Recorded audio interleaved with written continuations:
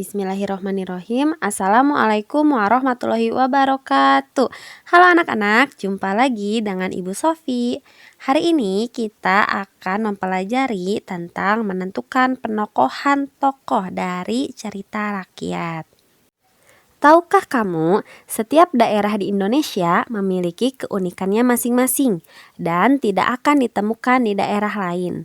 Banyak keunikan ciri khas daerah tempat tinggal yang dapat dibanggakan, seperti tari daerah, lagu daerah, legenda dalam masyarakat, dan masih banyak lagi.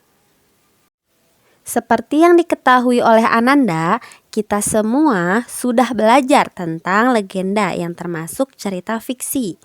Legenda atau cerita rakyat adalah dongeng khayal yang dihubungkan dengan asal-usul suatu tempat atau daerah, gunung, kota, dan sebagainya.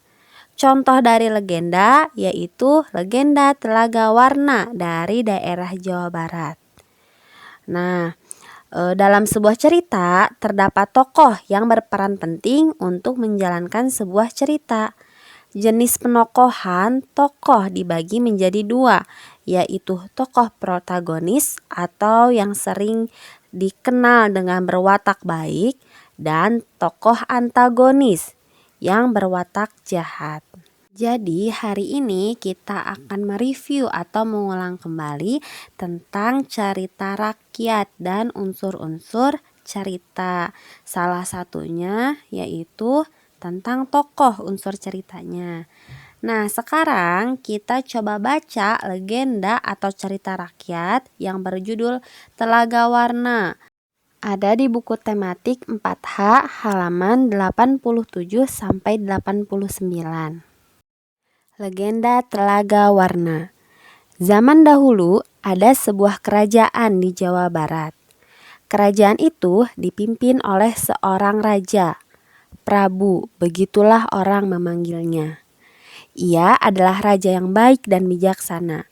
Tak heran kalau negeri itu makmur dan tentram. Tak ada penduduk yang lapar di negeri itu. Semua sangat menyenangkan. Sayangnya, Prabu dan istrinya belum memiliki anak. Itu membuat pasangan kerajaan itu sangat sedih. Penasihat Prabu menyarankan agar mereka mengangkat anak. Namun, Prabu dan Ratu tidak setuju. Prabu dan Ratu tetap bersabar menunggu dikaruniai anak. Ratu sering murung dan menangis. Prabu pun ikut sedih melihat istrinya. Lalu, Prabu pergi ke hutan untuk bertapa. Di sana, Prabu terus berdoa agar dikaruniai anak. Beberapa bulan kemudian, keinginan mereka terkabul. Ratu pun mulai hamil. Seluruh rakyat di kerajaan itu senang sekali. Mereka membanjiri istana dengan hadiah. 9 bulan kemudian, Ratu melahirkan seorang putri. Penduduk negeri pun kembali mengirimi putri kecil itu aneka hadiah. Bayi itu tumbuh menjadi anak yang lucu. Belasan tahun kemudian, ia sudah menjadi remaja yang cantik. Prabu dan Ratu sangat menyayangi putrinya. Mereka memberi putrinya apapun yang diinginkan.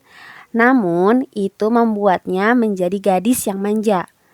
Kalau keinginannya tidak terpenuhi, gadis itu akan marah. Ia bahkan sering berkata kasar. Walaupun begitu, orang tua dan rakyat di kerajaan itu tetap mencintainya.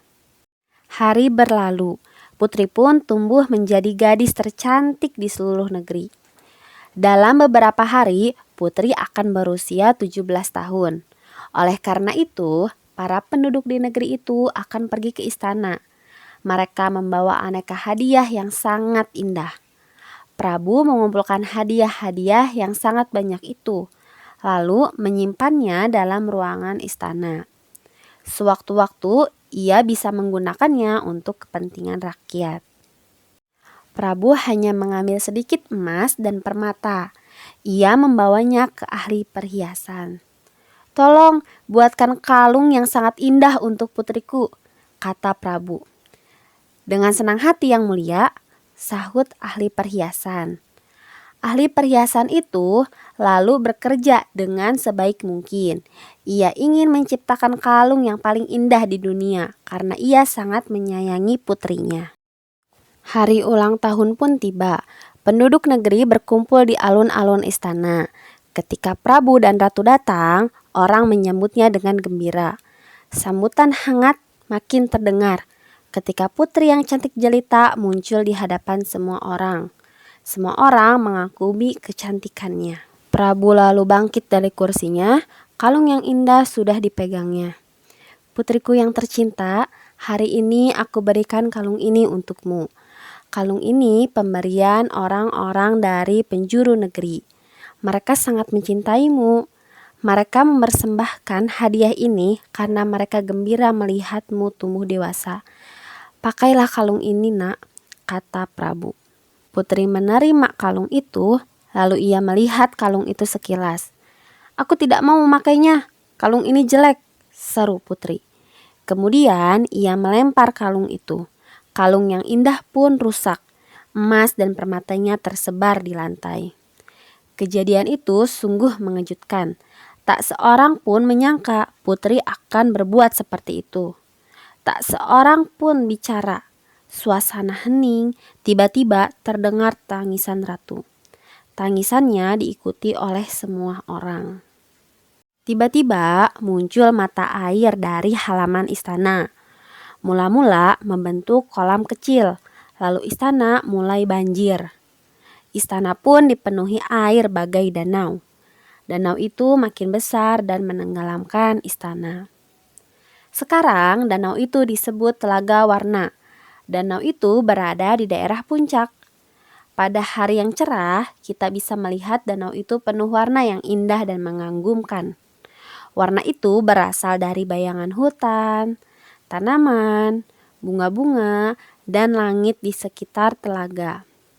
Namun, orang mengatakan warna-warna itu berasal dari kalung putri yang tersebar di dasar telaga.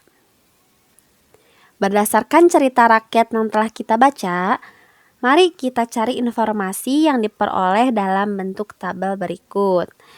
Nah, ini ada tabel yang isinya judul cerita rakyat, tokoh protagonis, tokoh antagonis, dan asal daerah cerita rakyat. Nah, contohnya tadi judulnya Telaga Warna. Tokoh protagonis atau yang berwatak baik yaitu Prabu, Ratu, penasihat Prabu, ahli perhiasan. Sedangkan tokoh antagonis atau yang berwatak jahat yaitu Putri. Daerah asalnya yaitu Jawa Barat. Nah, sekarang ayo mencari tahu. Setelah melihat contoh, lakukan kegiatan yang sama, yaitu carilah satu cerita rakyat dan mencari tahu informasi cerita rakyat yang ada di Indonesia dengan cara bertanya kepada orang tuamu. Informasi yang telah diperoleh susunlah dalam bentuk tabel berikut. Nah, seperti ini judulnya apa, tokoh protagonisnya siapa aja, tokoh antagonisnya siapa aja, dan cerita rakyat tersebut dari daerah mana. Jadi, kalian bertanya kepada orang tua kalian atau siapapun yang ada di rumah kalian, bertanya tentang cerita rakyat. Nanti diceritakan oleh orang tua kalian atau orang-orang yang ada di rumah kalian. Lalu kalian tulis dari hasil pengamatan kalian. Judul cerita yang diceritakan orang tua atau dari keluarga di rumah itu judulnya apa? Tokoh protagonisnya siapa aja, tokoh antagonisnya dari siapa aja, dan dari asal mana. Cukup satu cerita rakyat saja ya, nak. Sekian materi hari ini. Semoga kita sehat selalu dan dapat berjumpa di pertemuan selanjutnya. Terima kasih. Wassalamualaikum warahmatullahi wabarakatuh.